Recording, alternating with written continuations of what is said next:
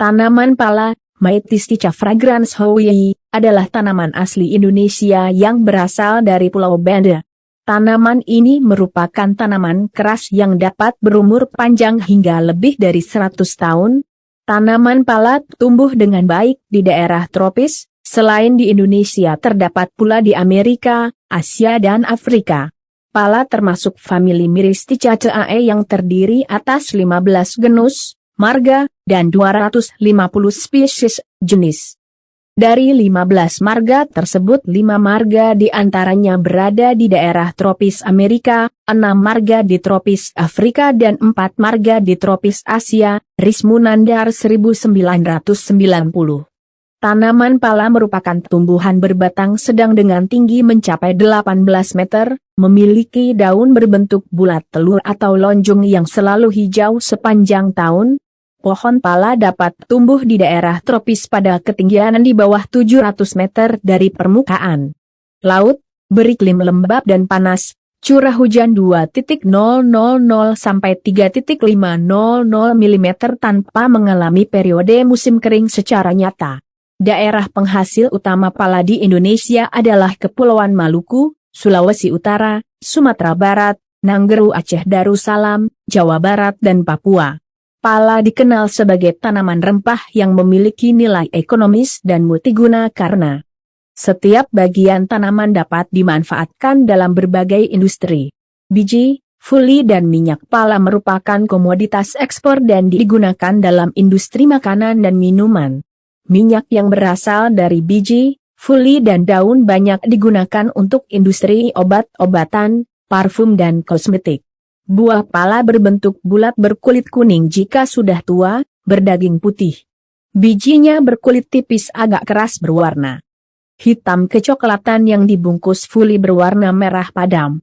Isi bijinya putih, bila dikeringkan menjadi kecoklatan gelap dengan aroma khas. Buah pala terdiri atas daging buah, 77,8%, fuli, 4%, tempurung, 5,1%, dan biji, 13,1%, Rismunandar, 1990.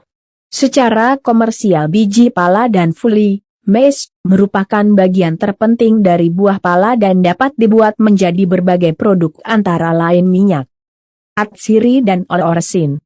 Produk lain yang mungkin dibuat dari biji pala adalah mentega pala yaitu trimiristin yang dapat digunakan untuk minyak makan dan industri kosmetik. Somaat Maja, 1984. Daging buah pala dapat dimanfaatkan untuk diolah menjadi manisan, asinan, dodol, selai, anggur dan sari buah, sirup pala. Pala merupakan salah satu komoditas ekspor yang penting karena Indonesia merupakan negara pengekspor biji dan fuli pala terbesar yaitu memasok sekitar 60% kebutuhan pala dunia. Selain sebagai komoditas ekspor, kebutuhan dalam negeri juga cukup tinggi. Produksi pala Indonesia sekitar 19,9 ribu ton per tahun. Luas areal tanaman pala semakin meningkat dari tahun ke tahun dan pada tahun 2005 mencapai 68.691 hektar. Jenis-jenis tanaman pala di Indonesia dikenal beberapa jenis pala, yaitu 1. Myristica fragrans, yang merupakan jenis utama dan mendominasi jenis lain dalam segi mutu maupun produktivitas. Tanaman ini merupakan tanaman asli Pulau Banda 2. M. argentawar, lebih dikenal dengan nama Papua Noot asli dari Papua, khususnya di daerah kepala burung. Tumbuh di hutan-hutan, mutunya di bawah pala Banda. 3. M. schefratwar terdapat di hutan-hutan Papua. 4. M. speciosa, terdapat di Pulau Bacan. Jenis ini tidak mempunyai nilai ekonomi. 5. M. sucaana, terdapat di Pulau Halmahera. Jenis ini tidak mempunyai nilai ekonomi. B. buah pala, Myristica fragrans Hout, tanaman ini berasal dari Pulau Banda dan sekarang sudah menyebar ke daerah-daerah lain Indonesia, bahkan sampai di Grenada, Amerika Tengah dan lain-lain. Jenis ini sampai sekarang masih merupakan jenis yang unggul utama di Indonesia, tumbuh baik di daerah pegunungan dengan ketinggian kurang dari 700 meter dari permukaan laut.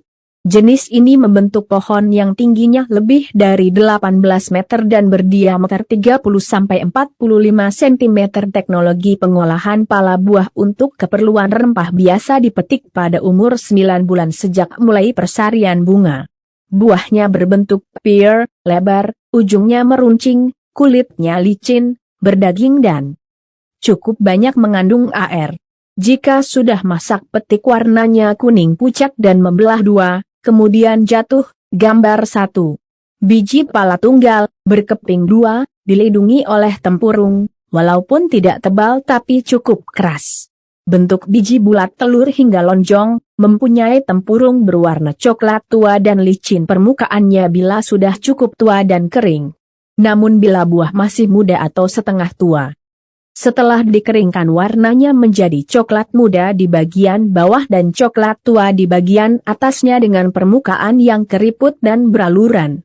Biji dan fuli yang berasal dari buah yang cukup tua dimanfaatkan sebagai rempah, sedangkan yang berasal dari buah yang muda dimanfaatkan sebagai bahan baku minyak pala karena kandungan minyak atsirinya yang jauh lebih tinggi daripada biji yang berasal dari buah yang tua. Pada buah muda, umur 4-5 bulan, kadar minyak atsiri berkisar antara 8-17% atau rata-rata 12%.